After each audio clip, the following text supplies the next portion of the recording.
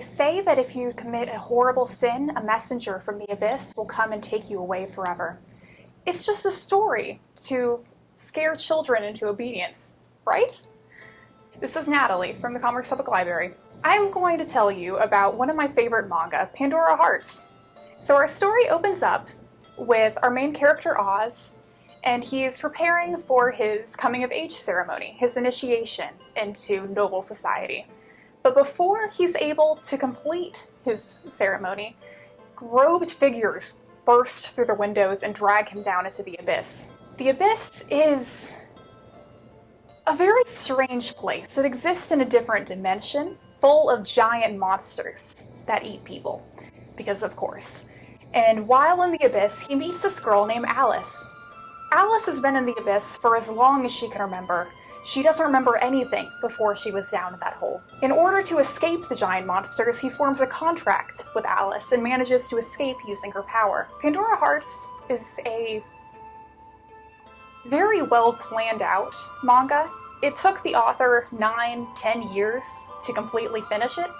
It's very wibbly wobbly, timey-wimey. It's a masterpiece.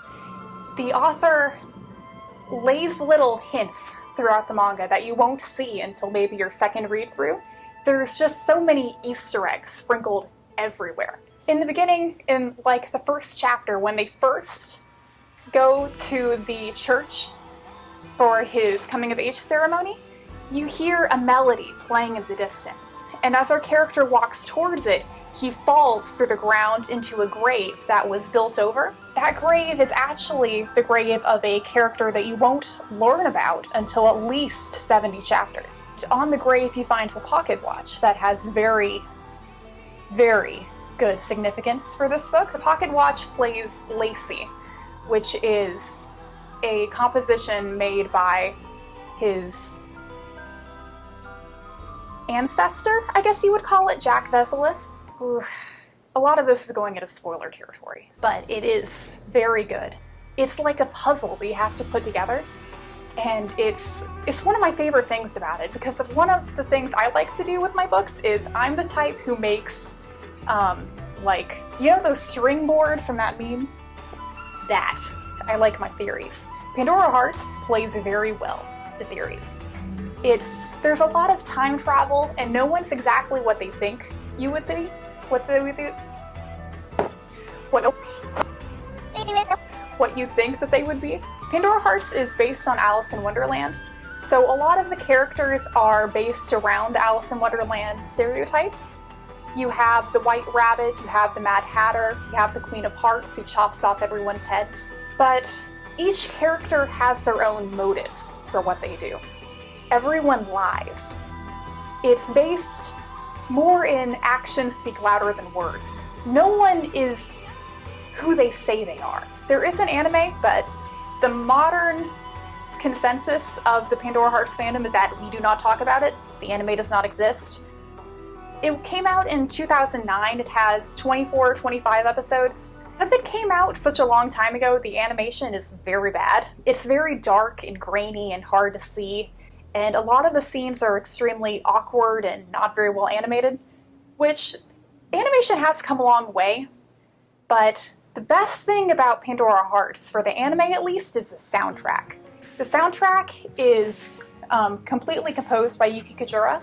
Yuki Kajura made the soundtrack for Demon Slayer, Sword Art Online, Madoka Magica, and Madoka Magica Rebellion. She's really good at those heavy, suspenseful tones, while also doing very well at battle themes. So if you would like to watch the anime, I highly recommend the soundtrack, but do keep in mind the animation's terrible. Also, there's an anime-only ending. That's not canon, we don't talk about that. The manga spans over 24 volumes. It is extremely expansive. Now, I will warn you in advance, this is not for the light of heart. If you want a happy-go-lucky manga where everyone lives and there's a good ending, this is not the manga for you. A lot of characters die, a lot of characters suffer. There's a lot of politics and back and forth, and it hurts. It hurts a lot.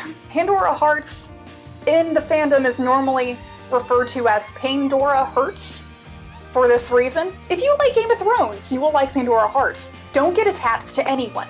My favorite character would be Oz, our main character.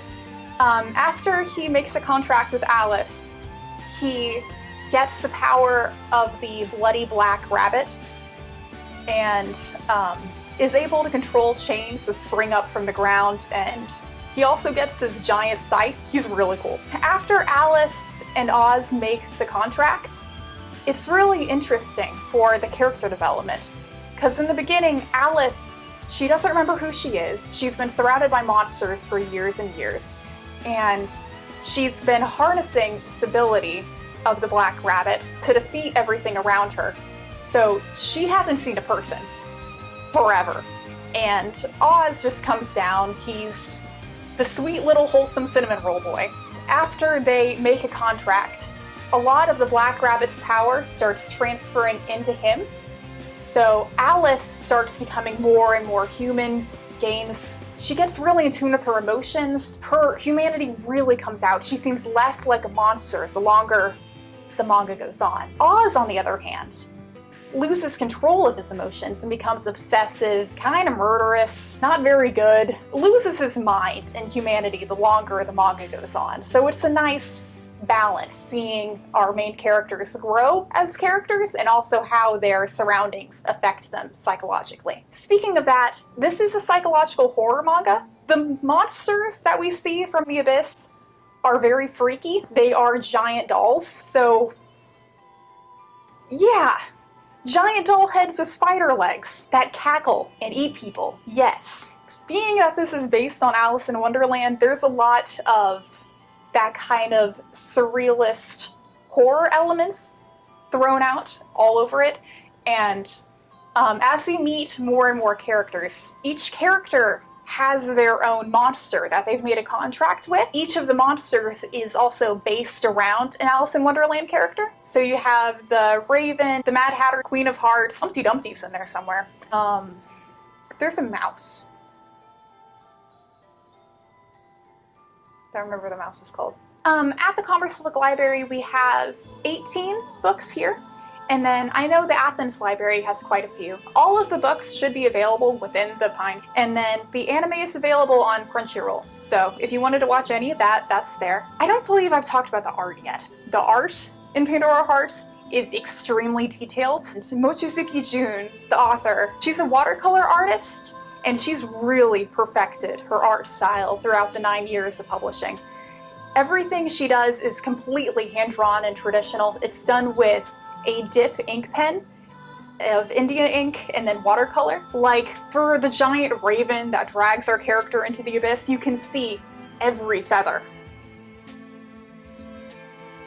So I can properly show you guys how amazing the art is. I have brought a collection of all of the illustrations. Let me see here.